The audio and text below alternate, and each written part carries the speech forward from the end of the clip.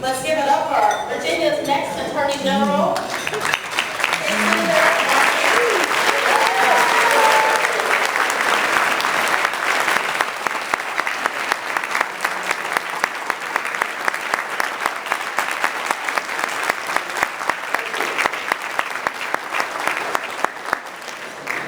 Thank you all very much, and hello Arlington Democrats. It is great to be back at another Arlington JJ dinner. Let me just start off by saying, Mike, thank you very much for your leadership and for your successes. Virginia, Natima, and your committee, thank you very much and congratulations on a successful evening. And I want to thank all of you for the hard work that you put in and year out to help get Democrats elected. You all really know how to turn out the votes. So thank you all very much for that. And I can't tell you how proud I am to share the stage with a great Congressman, Generall.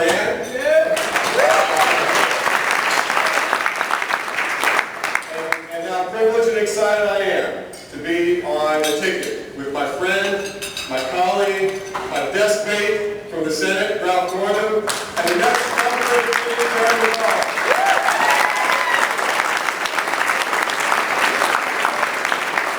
We've had a great weekend of action already underway. Kicked off a bunch of canvases. We only have 100 days left, so we've got a lot of work to do between now and the election.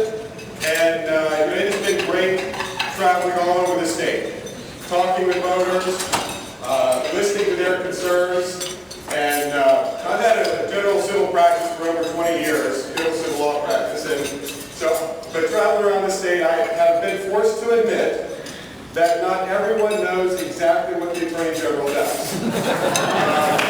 But if we can thank Ken Cuccinelli for anything, and said, while not everyone knows exactly what the Attorney General does, everyone knows it's real important, right?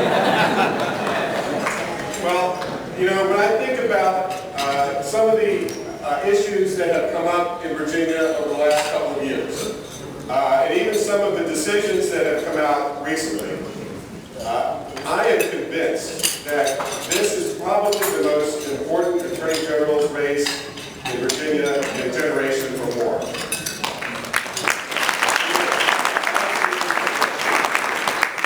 With the women's health centers around the state being threatened with closure because of regulations that were pushed through by Ken Cuccinelli in a very tortured administrative process. When you think about the decision on the Voting Rights Act and the voter legislation and the slew of voter suppression bills that we're probably going to see, when you know that equality issues are now front and center here in Virginia, and that we still have a lot of work to do. And that the scandal, probably one of the most serious scandals in Virginia history, continues to unfold. When you look at all of those issues and decisions, and know that they all have a legal component to them, that's when you know that this is really one of the most important Attorney General's races in a generation, and the choice for the voters could not be clearer. The Attorney General's office is right there at the intersection of law and public policy. And who our next Attorney General is will go a long way toward determining how all of those issues get settled. Now, we know Ken Cuccinelli and the values that he stands for because we've lived under him as Attorney General for the last 4 years. And it hasn't taken us very long to get to know a little bit about E.W. Jackson. We've heard a lot about his fiery and radical rhetoric. But let me tell you, Mark Obenshane votes the way E.W. Jackson talks. His voting record is absolutely horrendous. Let me just share with you a few examples. He co-sponsored the Personhood Amendment with Ken Cuccinelli when Ken was in the Senate, and that would have banned various forms of birth control. Mark Obenshane sponsored legislation that would require women to report miscarriages to the police within 24 hours. We've all heard of the transvaginal ultrasound bill. Well, Mark Obenshane called it common sense legislation. He even sponsored legislation to allow guns in bars and daycare centers. He walked off the Senate floor rather than vote to confirm a judge who happened to be gay. So the choice could not be clearer. And let me tell you, it is time for fundamental change in the office of Attorney General, and Democrats, together, we are going to bring that change for Virginia.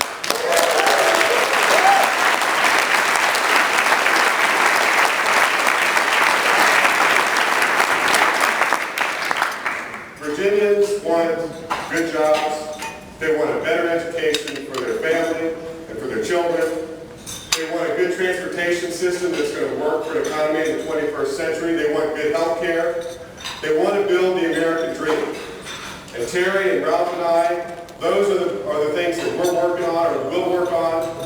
And as Attorney General, I will be there to provide counsel and legal guidance to Governor McCall, his administration, and all of the agencies and departments and boards and commissions and universities as we carry out that agenda.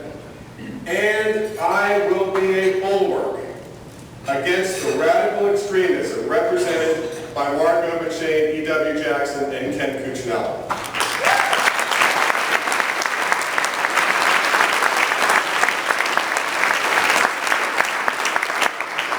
I will always defend a woman's right to choose and make sure that a woman always has the right to make her own health care decisions.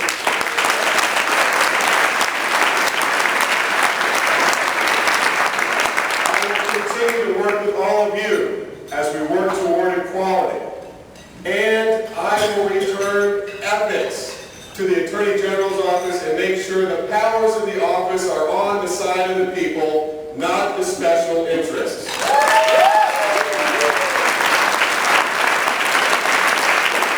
We've got a lot of work to do for the next 100 days. I look forward to campaigning shoulder to shoulder with you all the way to victory in November. Thank you for all your hard work, and I'll see you on the campaign trail.